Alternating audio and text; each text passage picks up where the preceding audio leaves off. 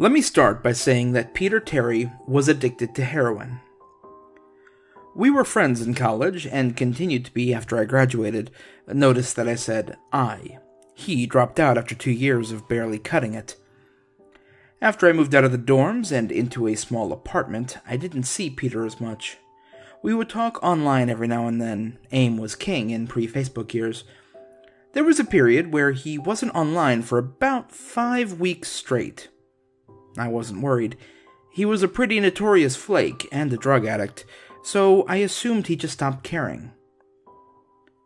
Then one night, I saw him log on. Before I could initiate a conversation, he sent me this message. "David, man, we need to talk." That was when he told me about the No End house. It got that name because no one had ever reached the final exit.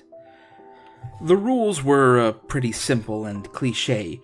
Reach the final room of the building and you win $500. There were 9 rooms in all. The house was located outside the city, roughly 4 miles from my house. Apparently, Peter had tried and failed. He was a heroin and who knows what the fuck addict, so I figured the drugs got the best of him and he wigged out at a paper ghost or something. He told me it would be too much for anyone, that it was unnatural. I didn't believe him. I told him I would check it out the next night, and no matter how hard he tried to convince me otherwise, $500 sounded too good to be true. I had to go. I set out the following night. When I arrived, I immediately noticed something strange about the building. Have you ever seen or read something that shouldn't be scary, but for some reason a chill crawls up your spine? I walked towards the building, and the feeling of uneasiness only intensified as I opened the door. My heart slowed, and I let a relieved sigh leave me as I entered. The room looked like a normal hotel lobby, decorated for Halloween. A sign was posted in place of a worker. It read, "Room 1 this way, 8 more follow. Reach the end, and you win." I chuckled and made my way to the first door.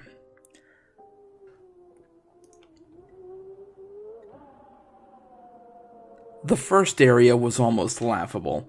The decor resembled the Halloween aisle of a Kmart, complete with sheet ghosts and animatronic zombies that gave a static growl when you passed by. At the far end was an exit. It was the only door besides the one I entered through. I brushed through the fake spiderwebs and headed for the second room.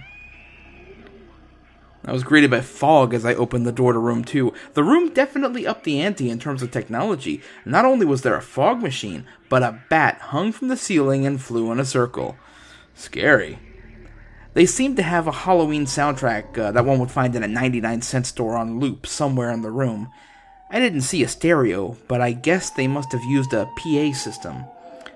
I stepped over a few toy rats that wheeled around and walked with a puffed chest towards the next area. I reached for the doorknob, and my heart sank to my knees. I did not want to open that door. A feeling of dread hit me so hard I could barely even think. Logic overtook me after a few terrified moments, and I shook it off and entered the next room.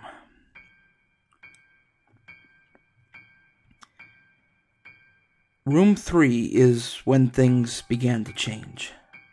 On the surface, it looked like a normal room.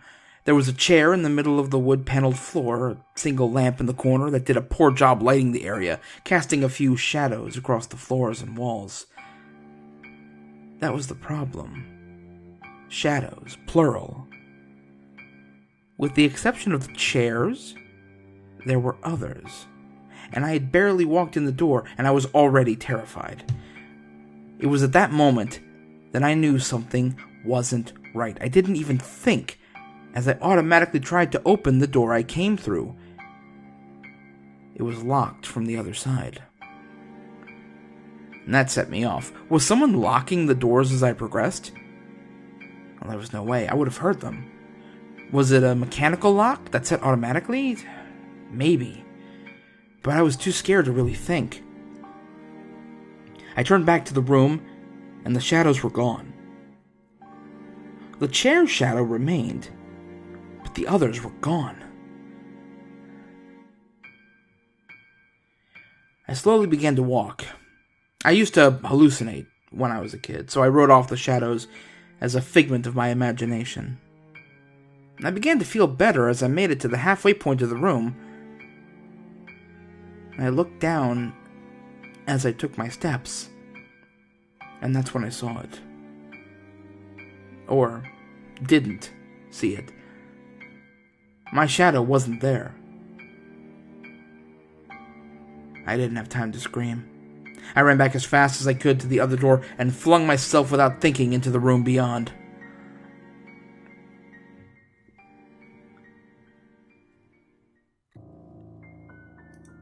The fourth room was possibly the most disturbing. As I closed the door, all light seemed to be sucked out and put back into the previous room. I stood there surrounded by darkness, not able to move. I'm not afraid of the dark and never have been. But I was absolutely terrified. All sight had left me. I held my hand in front of my face, and if I didn't know what I was doing, I would never have been able to tell. Darkness doesn't describe it.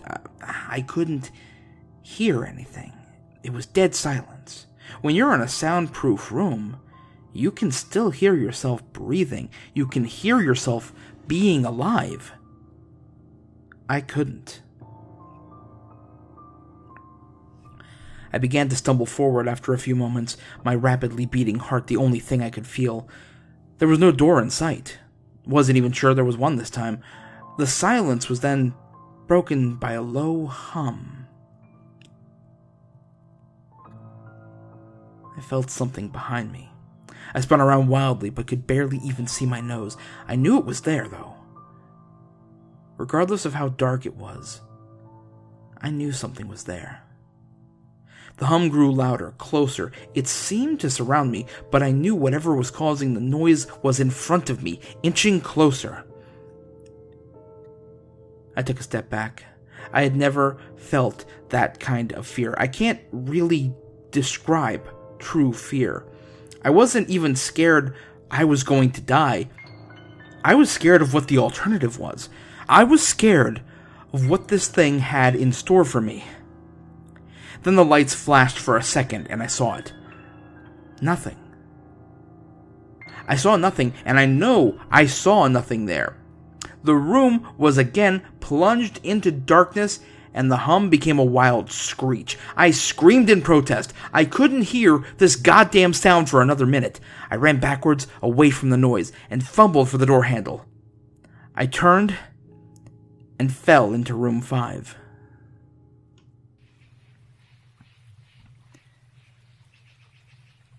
Before I describe room 5, you have to understand something.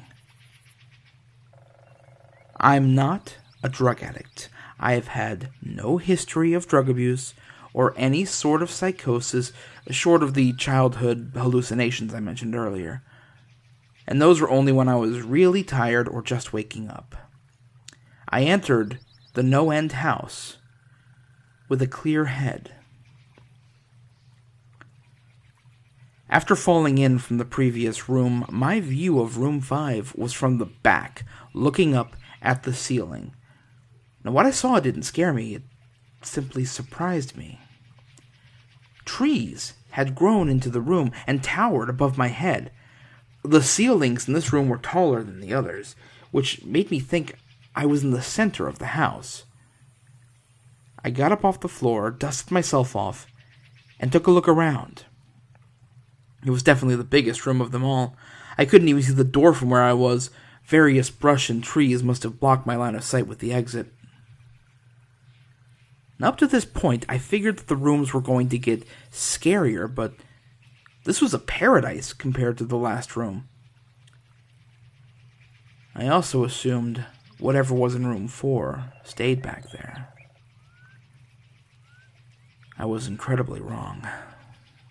As I made my way deeper into the room, I began to hear what one would hear if They were in a forest, chirping bugs, and the occasional flap of birds seemed to be my only company in this room. That was the thing that bothered me most. I heard the bugs and other animals, but I didn't see any of them. I began to wonder how big this house was. From the outside, when I first walked up to it, it looked like a regular house. It was definitely on the bigger side, but this was almost a full forest in here. The canopy covered my view of the ceiling, but I assumed it was still there, however high it was. I couldn't see any walls either.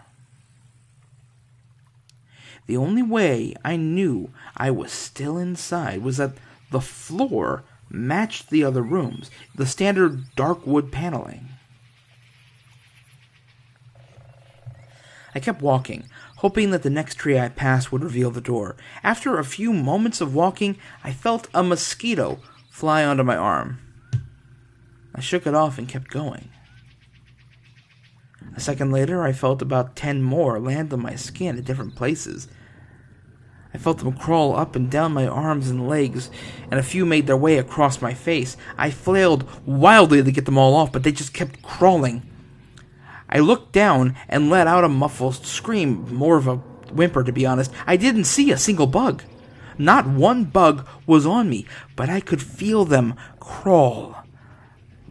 I heard them fly by my face and sting my skin, but I couldn't see a single one. I dropped to the ground and began to roll wildly. I was desperate. I hated bugs, especially ones that I couldn't see or touch, but these bugs could touch me. And they were everywhere. I began to crawl. I had no idea where I was going. The entrance was nowhere in sight, and I still hadn't even seen the exit. So I just crawled, my skin wriggling with the presence of those phantom bugs. After what seemed like hours, I found the door. I grabbed the nearest tree and propped myself up, mindlessly slapping my arms and legs to no avail. I tried to run, but I couldn't. My body was exhausted from crawling and dealing with whatever it was that was on me. I took a few shaky steps to the door, grabbing each tree on the way for support. It was only a few feet away when I heard it. The low hum from before. It was coming from the next room, and it was deeper. I could almost feel it inside my body. Like when you stand next to an amp at a concert, the feeling of the bugs on me lessened as the hum grew louder. As I placed my hand on the doorknob, the bugs were completely gone, but I couldn't bring myself to turn the knob. I knew that if I let go, the bugs would return, and there was no way I would make it back to room 4. I just stood there, my head pressed against the door marked 6, and my hand shakily grasping the knob. The hum was so loud, I couldn't even hear myself pretend to think. There was nothing I could do but move on. Room 6 was next. And room 6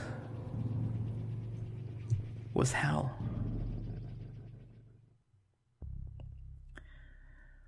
I closed the door behind me, my eyes held shut and my ears ringing. The hum was surrounding me. As the door clicked into place, the hum was gone. I opened my eyes in surprise, and the door I had shut was gone. It was just a wall now. I looked around in shock. The room was identical to room 3, the same chair and lamp, but with the correct amount of shadows this time. The only real difference was that there was no exit door, and the one I came through was gone. As I've said before, I had no previous issues in terms of mental instability. But at that moment, I fell into what I now know was insanity. I didn't scream. I didn't make a sound. At first, I scratched softly. The wall was tough, but I knew that the door was there somewhere. I just knew. I scratched at where the doorknob was. I clawed at the wall frantically with both hands, my nails being filed down to the skin against the wood. I fell silently to my knees. The only sound in the room, the incessant scratching against the wall. I knew it was there. The door was there. I knew. It was just there. I knew if I could just get past this wall. Are you all right? I jumped off the ground and spun in one motion. I leaned against the wall behind me and I saw what it was that spoke to me. To this day, I regret ever turning around. There was a little girl. She was wearing a soft white dress that went down to her ankles. She had long blonde hair to the middle of her back and white skin, blue eyes. She was the most frightening thing I had ever seen, and I know nothing in my life that will ever be as unnerving as what I saw in her.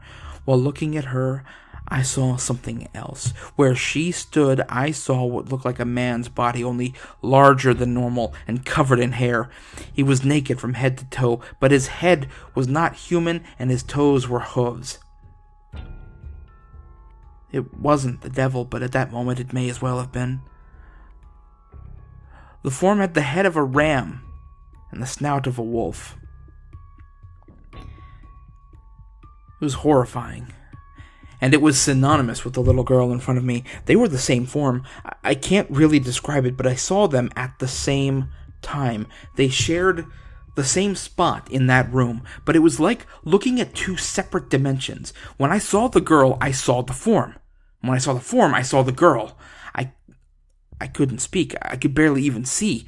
My mind was revolting against what it was attempting to process. I had been scared before in my life, and I had never been more scared than when I was trapped in the 4th room. But that was before room 6. I just stood there, staring at whatever it was that spoke to me. There was no exit.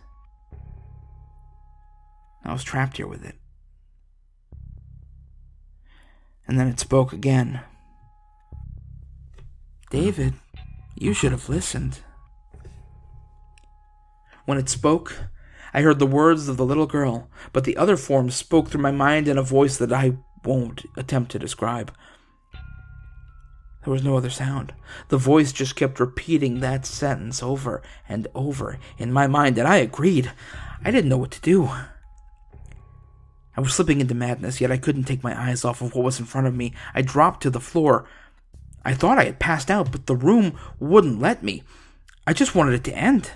I was on my side, my eyes wide open, and the form staring down at me. Scurrying across the floor in front of me was one of the battery-powered rats from the 2nd room. The house was toying with me. But for some reason, seeing that rat pulled my mind back from whatever depths it was headed to, and I looked around the room. I was getting out of there. I was determined to get out of that house and to live, and to never think about this place again. I knew this room was hell, and I wasn't ready to take a presidency. At first, it was just my eyes that moved. I searched the walls for any kind of opening. The room wasn't that big, so it didn't take long to soak up the entire layout. The demon still taunted me, the voice growing louder as the form stayed rooted where it stood.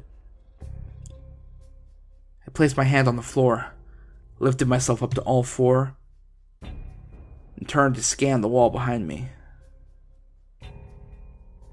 And then I saw something I couldn't believe. The form was right at my back, whispering into my mind how I shouldn't have come. I felt its breath on the back of my neck, but I refused to turn around. A large rectangle was scratched into the wood, with a small dent chipped away in the center of it. Right in front of my eyes, I saw the large 7 that I had mindlessly etched into the wall. I knew what it was. Room 7 was just beyond that wall where room 5 was moments ago. I don't know how I'd done it. Maybe it was just in my state of mind at the time, but I had created the door. I knew I had. In my madness, I had scratched into the wall what I needed most. An exit to the next room. Room 7 was close. I knew the demon was right behind me, but for some reason it couldn't touch me. I closed my eyes and placed both hands on the large 7 in front of me. I pushed. I pushed as hard as I could. The demon was now screaming in my ear. It told me I was never leaving. It told me that this was the end, but I wasn't going to die. I was going to live there in room 6 with it. I wasn't. I pushed and I screamed at the top of my lungs. I knew I was going to push through the wall eventually. I clenched my eyes shut and screamed, and the demon was gone. And I was left in silence. I turned around slowly and was greeted by the room as it was when I had entered. Just a chair and a lamp. I couldn't believe it. But I didn't have time to dwell. I turned back to the 7 and jumped back slightly. What I saw was a door. It wasn't the one I had scratched in, but a regular door with a large 7 on it. My whole body was shaking. It took me a while to turn the knob. I just stood there for a while, staring at the door. I couldn't stay in room 6. I couldn't. But if this was only room 6... I couldn't imagine what 7 had in store. I must have stood there for an hour, just staring at the 7. Finally, with a deep breath, I twisted the knob, and I opened the door to room 7. I stumbled through the door mentally, exhausted and physically weak. The door behind me had closed, and I realized where I was. I was outside. Not outside like room 5, but actually outside. My eyes stung. I wanted to cry. I fell to my knees and tried, but I couldn't. I was finally out of that hell. I didn't care about the prize money that I was promised. I turned and saw that the door I just went through was the entrance. I walked to my car and drove home, thinking of how nice a shower sounded. As I pulled up to my house, I felt uneasy. The joy of leaving No End House had faded, and dread was slowly building in my stomach. I shook it off as a residual from the house and made my way to the front door. I entered and immediately went up to my room. There on my bed was my cat, Baskerville. He was the first living thing I had seen all night, and I reached to pet him. He hissed and swiped at my hand. I recoiled in shock, as he had never acted like that. I thought, whatever, he's an old cat. I jumped in the shower and got ready for what I was expecting to be a sleepless night. After my shower, I went to the kitchen to make something to eat. I descended the stairs and turned into the family room. What I saw would be forever burned into my mind, however. My parents were lying on the ground, naked and covered in blood. They were mutilated to nearly unidentifiable states. Their limbs were removed and placed next to their bodies, and their heads were placed on their chests facing me. I vomited and then sobbed there in the family room. I didn't know what had happened. They didn't even live with me at the time. I was a mess. And then I saw it. I saw a door that was never there before. A door with a large 8 scrawled on it in blood. I was still in the house. I was standing in my family room, but I was in room 7. The faces of my parents smiled wider as I realized this. They weren't my parents. They couldn't be. But they looked exactly like them. The door marked 8 was across the room, behind the mutilated bodies in front of me. I knew I had to move on, but at that moment, I gave up. The smiling faces tore into my mind. They grounded me where I stood. I vomited again and nearly collapsed. And then the hum returned. It was louder than ever, and it filled the house and shook the walls. The hum compelled me to walk. I began to walk slowly, making my way closer to the doors and the bodies. I could barely stand, let alone walk, and the closer I got to my parents, the closer I came to suicide. The walls were now shaking so hard it seemed as though they were going to crumble. But still the faces smiled at me. As I inched closer, their eyes followed me. I was now between 2 bodies, a few feet away from the door. The dismembered hands clawed their way across the carpet towards me, all while the faces continued to stare. New terror washed over me, and I walked faster. I didn't want to hear them speak. I didn't want the voices to match those of my parents. They began to open their mouths, and the hands were inches from my feet. In a dash of desperation, I lunged towards the door. I threw it open, slammed it behind me. Roommates.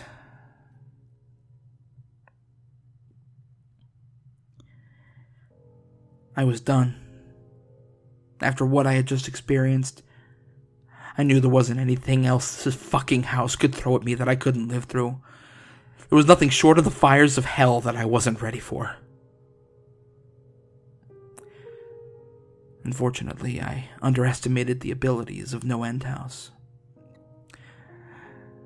Things got more disturbing, more terrifying, and more unspeakable in Roommate. I still have trouble believing what I saw in Roommate. Again, the room was a carbon copy of rooms 3 and 6, but sitting in the usually empty chair was a man. After a few seconds of disbelief, my mind finally accepted the fact that the man sitting in the chair was me. Not someone who looked like me. It was David Williams. I walked closer. I had to get a better look, even though I was sure of it. He looked up at me and I noticed tears in his eyes. Please don't do this. Please don't hurt me. What? I asked. Who are you? I'm not going to hurt you. Yes, you are. He was sobbing now. You're going to hurt me, and I don't want you to. He sat in the chair with his legs up and began rocking back and forth. It was actually pretty pathetic looking, especially since he was me, identical in every way. Listen, who are you? I was now only feet from my doppelganger. It was the weirdest experience yet, standing there talking to myself. I wasn't scared, but I would be soon. Why are you? You're going to hurt me. You're going to hurt me, and I want you to leave. If you want to leave, you're going to hurt me. Why are you saying this? Just calm down, all right? Let's try to figure this. And then I saw it. The David sitting down was wearing the same clothes as me, except for a small red patch on his shirt, embroidered with the number 9. You're going to hurt me. You're going to hurt me. Please don't. You're going to hurt me. My eyes didn't leave that small number on his chest. I knew exactly what it was. The first few doors were plain and simple, but after a while they got a little more ambiguous. 7 was scratched into the wall, but by my own hands. 8 was marked in blood above the bodies of my parents. But 9, this number, was on a person, a living person. Worse still, it was a person that looked exactly like me. David? I had to ask. Yes. You're going to hurt me. You're going to hurt me. He continued to sob and rock. He answered to David. He was me, right down to the voice. But that 9... I paced around for a few minutes while he sobbed in his chair. The room had no door, and similarly to room 6, the door I came through was gone. For some reason, I assumed that scratching would get me nowhere this time. I studied the walls and the floors around the chairs, sticking my head underneath, seeing if anything was below. Unfortunately, there was. Below the chair was a knife. Attached was a tag that read, "To David, from management."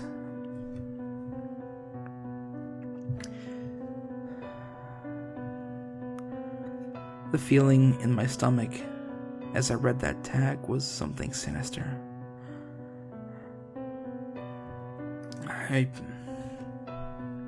I wanted to throw up, and the last thing I wanted to do was remove that knife from under that chair. The other David was still sobbing uncontrollably. My mind was spinning into an attic of unanswerable questions. Who put this here, and how did they get my name? Not to mention the fact that as I knelt on the cold wood floor, I also sat in the chair, sobbing in protest of being hurt by myself. It was all too much to process. The house and the management had been playing with me this whole time. My thoughts, for some reason, turned to Peter, and whether or not he got this far. If he met a Peter Terry sobbing in this very chair, rocking back and forth. I shook those thoughts out of my head. They didn't matter. I took the knife from under the chair, and immediately the other David went quiet.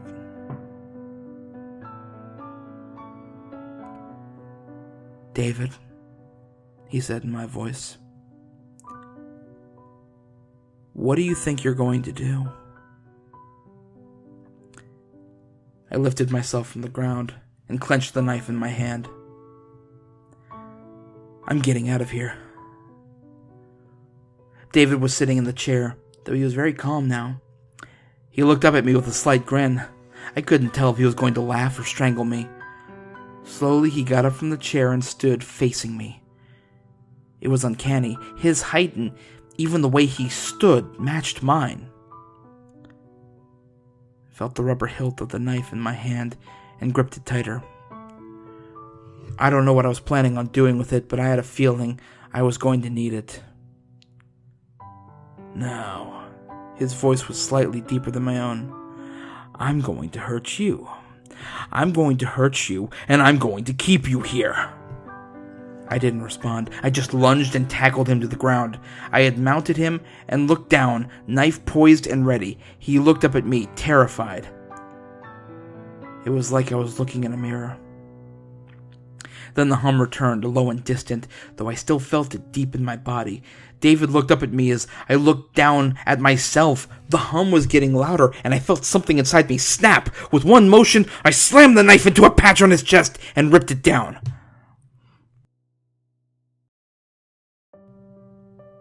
Blackness fell in the room, and I was falling.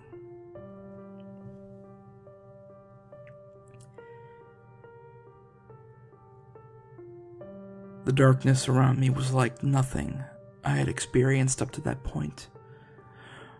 Room 4 was dark, but it didn't come close to what was completely engulfing me.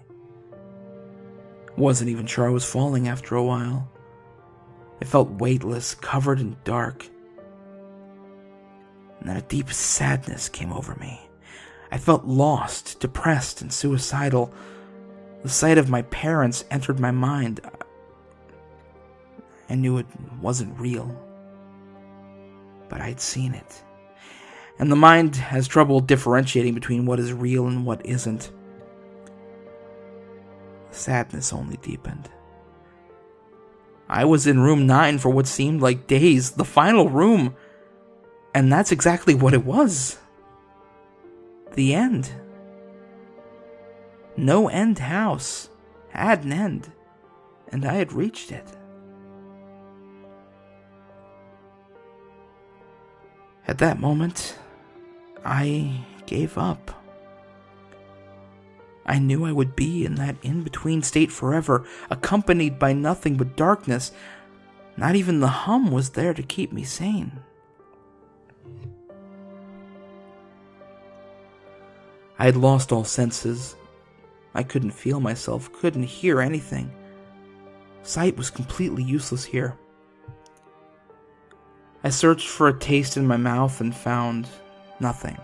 I felt disembodied and completely lost. I knew where I was. This was hell. Room 9 was hell.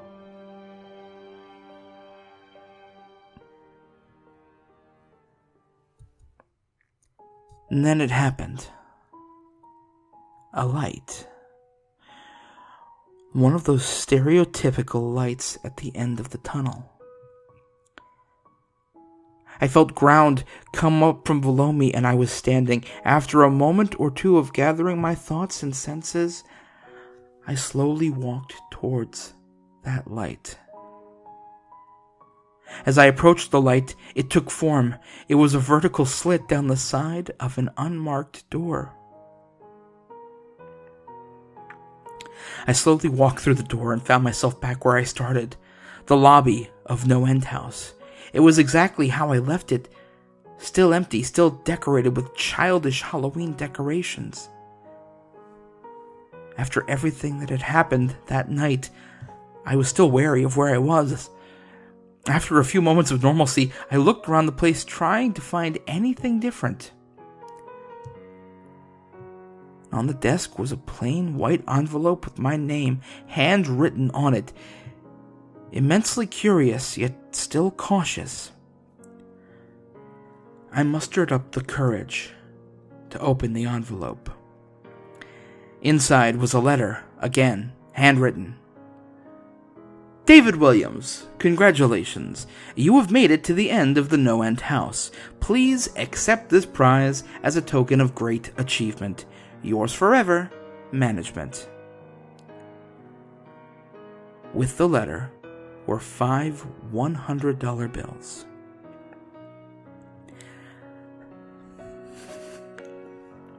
I couldn't stop laughing. I laughed for what seemed like hours. I laughed as I walked out to my car, and I laughed as I drove home. I laughed as I pulled into my driveway. I laughed as I opened my front door to my house. And I laughed. And I laughed as I saw the small 10 etched into the wood.